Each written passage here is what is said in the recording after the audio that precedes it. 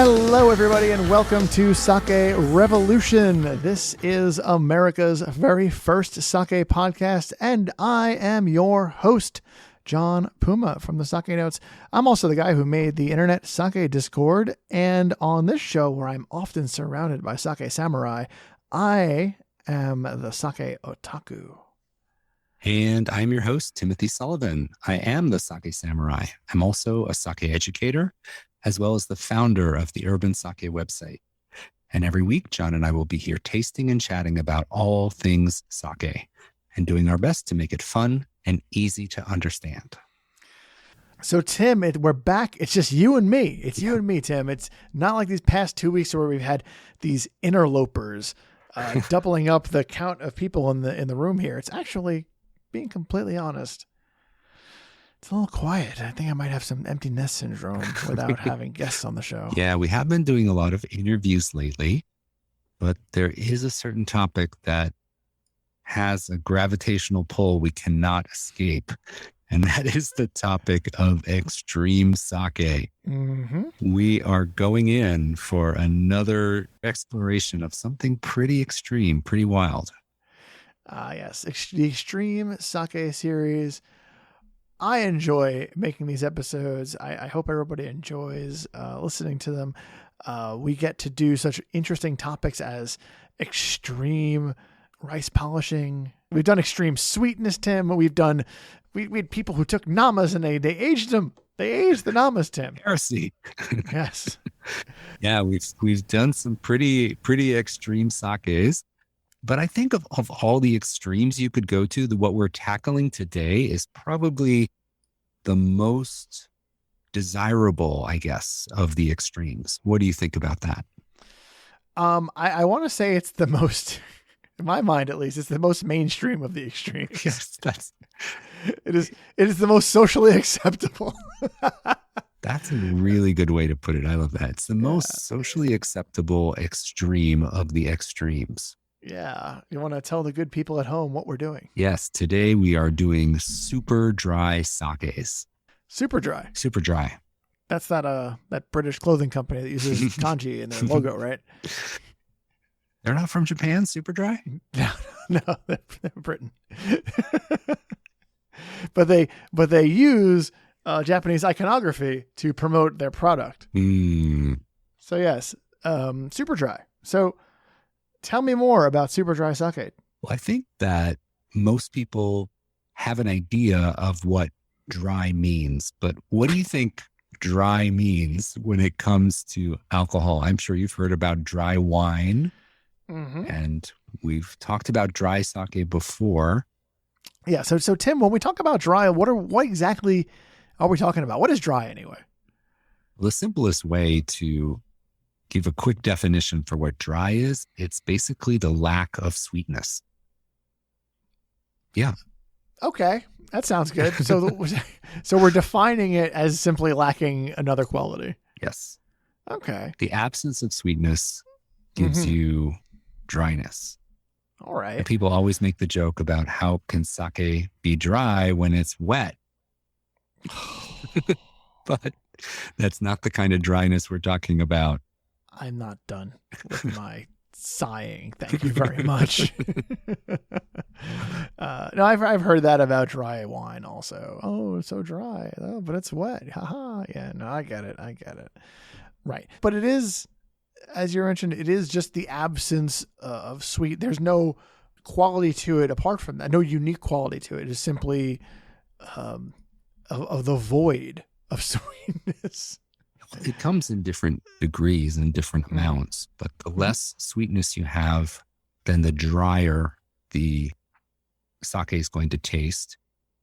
And it can express itself in a couple different ways. One is a little more alcohol flavor, and one is a little bit more acidity. So both acidity and alcohol flavors can read as dryness on the palate, but it's a lack of sweetness. But we experience sweetness on the palate. You can also think about the finish of the sake. So you want to look at the overall impression and how much sweetness or lack of sweetness there is. And that can give you a sense of how dry it is. Now, when I talk to people about how to envision what dryness is. If you've ever sipped on a martini and it has that super drying effect on your palate, that is, I think, kind of the essence of what the dry impression on the palate is. I almost call it like a little bit of a pickling effect on the sides of your tongue. You know, when you have a martini, pickling. Yeah, like a little drying out of the palate. And that comes from the higher, more overt alcohol impression that you would get in a martini. But if you scale that way down and soften it a lot, I think that gets us into the zone of what a super dry sake impression might be on your palate. Now, on the show, every week, we talk about the SMV scale. Yes. And when we talk about that, we're trying to let people know kind of, and we'll say why in a minute, but kind of where a sake is on this, with regard to dryness versus sweetness. And we say kind of because there's a lot of other factors that weigh into this apart from it's just where it is on the sake meter value scale. But how exactly is that sake meter value? Let's get a little refresher for everybody at home. How does that exactly work? Well, yeah. SMV, which we talk about pretty much every week when we introduce our sakes, that means sake meter value. And the Japanese word for sake meter value is Nihon Shudo. So you can hear either Nihon Shudo or SMV or sake meter value. And this is actually a measurement of the density of the sake. The SMV measurement of 0 on the scale is the same density as water.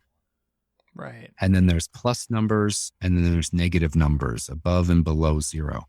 The plus numbers actually go up the scale and they indicate increasingly less dense sake. And that often reads on the palate as a drier impression, less sugars remaining. And as you go down the scale, you get negative numbers, and that indicates more density than water. And that usually indicates more residual sugars hanging around. And as you go lower, things in general tend to get sweeter. Right. These are kind of broad generalizations. There's exceptions all over the place. But if you need a rule of thumb just to get you oriented in this, higher is drier. So plus numbers on this SMV indicate a drier, and negative numbers on the SMV indicate a sweeter sake. Excellent, excellent. And so we're talking super dry today. Extreme. Yes. So where exactly do we go for our extreme? It's like, what's an extremely dry sake then? Number-wise, numerically. Yeah. Well, I did some research into how extreme we could actually get on this show. Meaning, what is the highest SMV I could legally obtain in the United States? And I think that's a very important note because I think we have both encountered very extreme sake overseas that is even drier than anything that we could find in the States. Yes. So the driest SMV I could get my hands on this scale is a plus 15. Ooh, that's a lot. Yeah, that's high. It's very high. And in Japan, I've had sakes that rate like a plus 20. Yeah. Right? I have also had a sake in Japan that was a plus 20. And you know what? I really liked it. You did. And it surprised me because I didn't think I would. But it was plus 20, and it was, and this was a weird moment for me when I had this because it was fruity. And yeah, in my mind at the time, specifically at the time, I thought fruity and sweet are kind of hand in hand in a way, like sweetness and fruitiness. I kind of associate the two. I equate the two to a certain extent. But I'm sitting there and I'm sipping on this sake and it's nice and fruity, but then this like dry finish, this extremely dry situation takes over. And it kind of isolates the fruit in a very interesting and like pure way, right? It is fruit with the absence of sweetness. And it was very interesting. It was a very fun sake to have. Mm. Yeah, often in sake, when we get the impression of fruit, it's the esters or these aroma compounds coming off the sake. They're produced by the yeast, and they waft off the sake and give us the impression of maybe tropical fruits.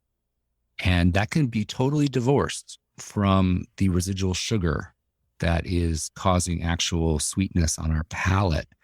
But there's a disconnect in our brain, because when we bite into a mango or a strawberry or our favorite honeydew melon, there's this linked experience with sweetness and fruity aromas that we have a hard time separating ourselves from. But in sake, you can get very fruity aromas and have a drier body, not as much residual sugar. Really interesting. It's it's a fascinating thing that I had never really experienced before. And, and now I've experienced since with some dry sakes. Again, some dry sakes are just really fruity, and it's a fun little experience to have. Yeah. Now, when I've talked to consumers and people who are just getting started with sake, sometimes I do a som night in a restaurant and I'll work as a sommelier on the floor of a restaurant. I often meet people who are like, I want to try a super dry sake. Give me anything that's dry. Just number one important thing to me is dry, dry, dry, dry, dry. I hear this regularly. So why do you think that there's this group subset of people getting into sake that insist on dry or super dry sakes? Are they like afraid of like sweetness or something? I think that's the answer. Yeah, I think it's an overreaction to maybe having had a sake that was a little too sweet for their liking. And to avoid that happening again, instead of seeking out balance, they go to the opposite extreme. And they're like, just to hedge my bets, just give me something super dry. And you and I have talked about balance a lot, right? Yeah. And balance is so important. Balancing out the... Are you trying to say that when you go super dry, you might be giving up a little bit of balance? Yes. Yes. And there may be people that just love that super dry impression. And we're going to taste the super dry sake today, and we can, have our hot take, our live reaction to it. But I think super dry all the time, or is you're missing exhausting.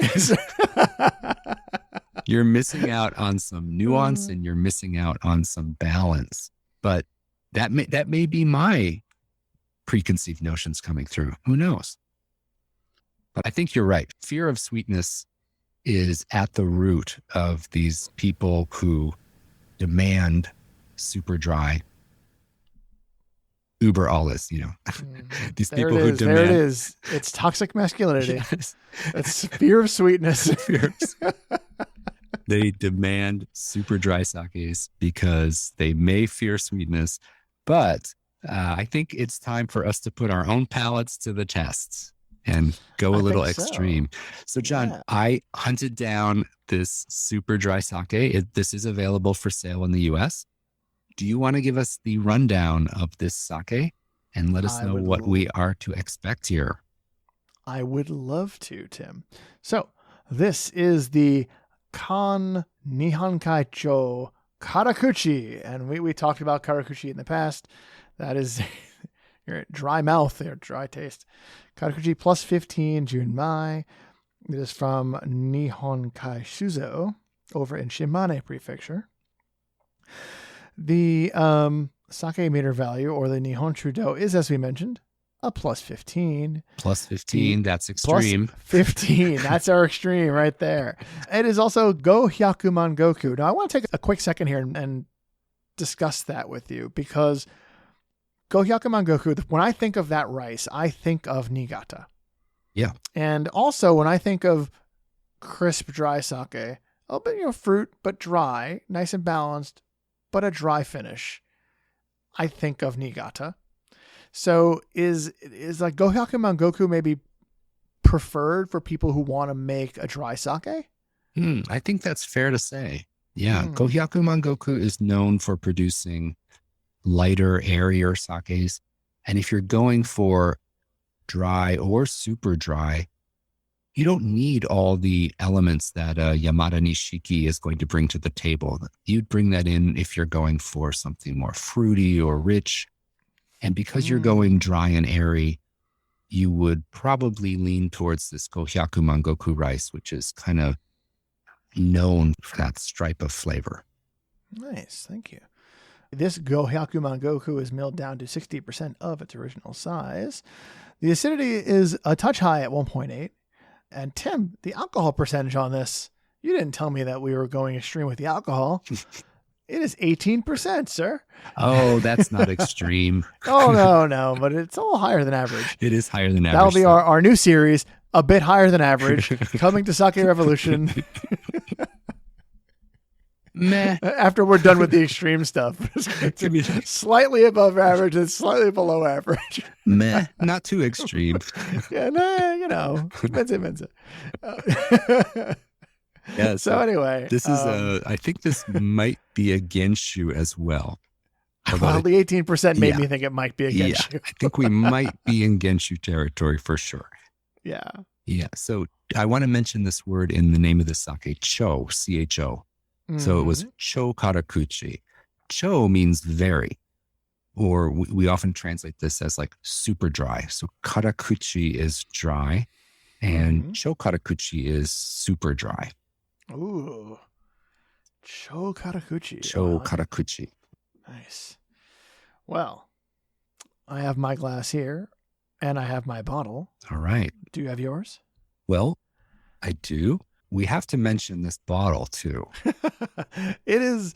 So, all right, everybody at home, let me paint you a word picture. Sake bottles are typically, brown, maybe green. Summer sake could sometimes be light blue or clear. This bottle is red. Fire engine red. It's still translucent. It's not like matte, but it is red. It is letting you know something is up. The label is predominantly kanji.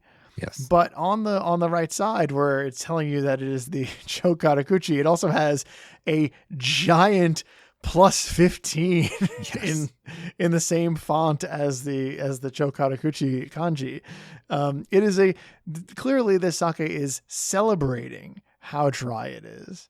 And I think that's a lot of fun. They're not messing around. They want you to know you're going to have a good time if you're looking for a dry sake. Yes. And it does say Junmai Genshu.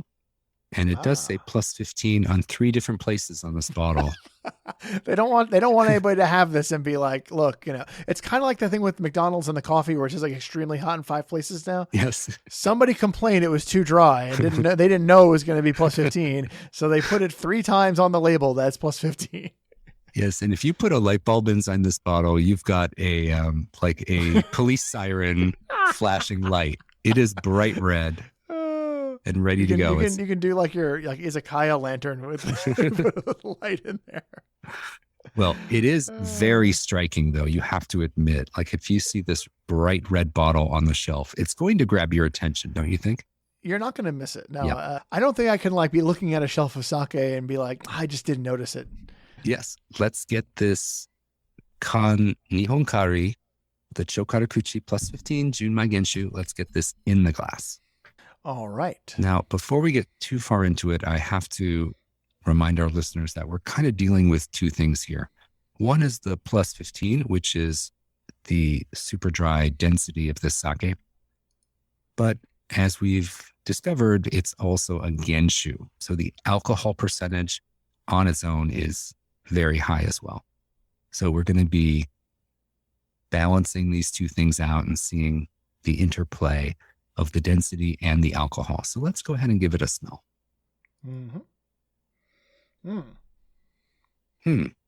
Okay. So I am sniffing out of a wine glass today, as we often do. As am I.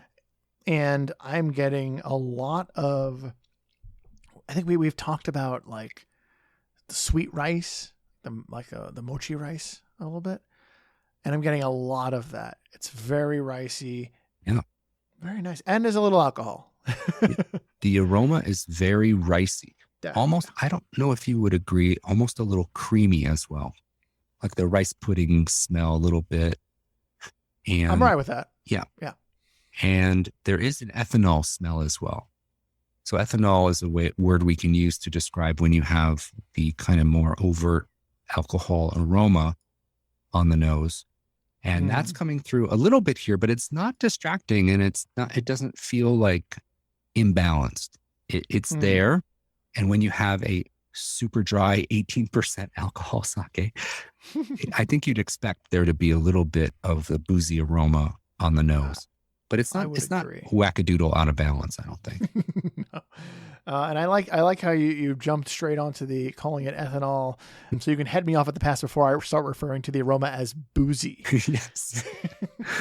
I wanted to throw the professional descriptor in there, yes. Head you off at the pass. All right. Sometimes, Tim, I need to be safe for myself. All right. Let's give it a taste. Oh.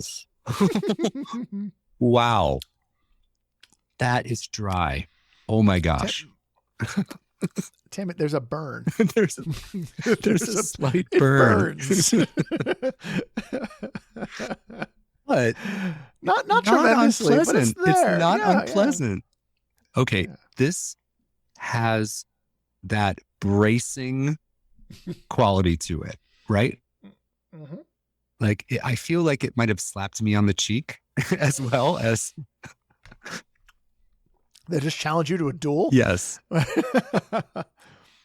I will say, so we mentioned the rice aroma, and it makes good on that. Like the first thing you taste is that rice, and then it gives way to that bracing, a little slap in the face,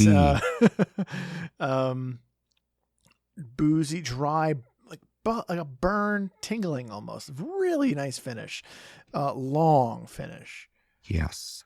And I always think short finish on dry sake, but this is a lingering, dry, boozy finish. Yes. I did it, didn't I? A lingering, dry ethanol finish. I'm sorry, Tim. You can say boozy. This is a safe space here. Oh, okay. Good. I think, John, if we're ever going to say boozy about a sake, I think this might be the one where they are not going to take too much offense to it. Yeah. Right? Yeah. I wouldn't. So this sake is, as I said, very bracing. Mm-hmm. And would you describe it as crisp? I don't think it's not crisp in the way I usually use it. Mm-mm. This sake is very far from Niigata. Okay. Now we've established this sake is ricey. It is bold. Oh, yeah. It's ethanol driven, as Tim would say, or boozy, as John Puma would say. And it has a lingering martini-like finish. Like the finish is alcohol driven and really wakes you up, I think.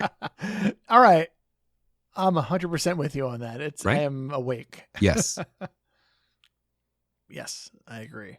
And it is, it's a fun sake. And, we make jokes about when we do some of the extreme stuff, we may be like, oh my goodness, it's so weird, blah, blah, blah. And it's, it's a little bit outside of the norm here, but it is quite enjoyable. And I don't know about you, but I want some food, and I want that food to be greasy. I just, when I have something this dry, I feel like I imagine it kind of just cutting through the oils, and just resetting my palate in a really fun way. Interesting. That's my thought. Yeah. It makes me think of maybe using this in a cocktail. That would also, that was a thought I had earlier. Yeah. But then I couldn't think of exactly what kind of cocktail I would use this with. Yeah. But I think greasy food or fatty fish is something that I think would pair well with this. But sure. Yeah. if you have someone who's like, I only drink dry sake, man, like you give them this and you can see what they're really made of, you know? Yeah, this is a dry, it's the aftertaste is like, you know, like when you have a shot of something boozy. Yes. Yes. And you're like, in fact, yes. Wow. After you sip it, people make that face. It's not unpleasant, but this is interesting, John. You know, the word karakuchi means dry when you talk about sake, but karakuchi can also mean spicy. It does. Yes, right? Yeah. And this is, I think, the bridge between spicy and dry is a sake like this. Because it's almost like you sip on it and you have that reaction that makes you go, wow. Like that was spicy / dry, I think. All right. What do you think? Do you think, I think this is a bridge between those two concepts linguistically. I can get some of that. Yeah. I can get with that. I can feel that. This is it's a fun sake to drink and talk about because there's a lot of ways to interpret what's going on. Right. It's not simple by any stretch of the imagination. Well, I think this might be a challenge for people who are more into either sweeter or balanced sakes. And this might be a little too extreme in the dry spicy direction than most people would expect. That may be why it comes in the fire engine red bottle, just to warn you. You don't pick it up by mistake. Yeah, it's nice. I think the whole extreme series, we're touching on the outskirts, the not everyday stuff. And this is a different one. It's a lot of fun. I want to say of our extreme episodes with extreme sakes, this has been one of the more enjoyable to just taste. It's been nice. And that might be because, again, we talked about earlier that, extremely dry sake is kind of a little more acceptable. It's kind of a little bit more mainstream. Plus 15 might be teetering on the edge of what's mainstream. Right. But it is, it's something that's a little bit more socially acceptable, as I mentioned earlier.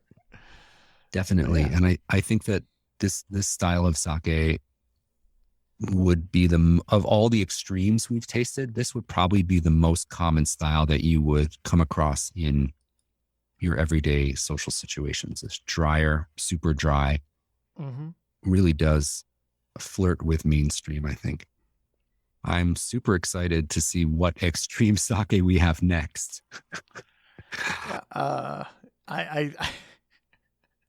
This is a really fun series to do, and yeah, like it's nice to be able to try out these sakes that we normally, in my day-to-day life, I don't go very extreme, Tim. I don't live the extreme sake lifestyle. Typically, my fridge is quite mundane. It's not very extreme.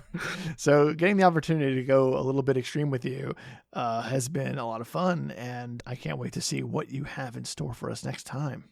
Yes, and we have to reassure our listeners that we're not extreme sake junkies, and this is all for educational purposes.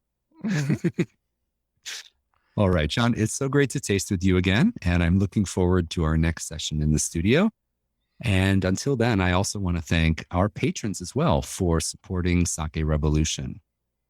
A big greeting and thank you to all our patrons. Your contributions help us to produce, host, and edit a Sake Revolution episode each and every week.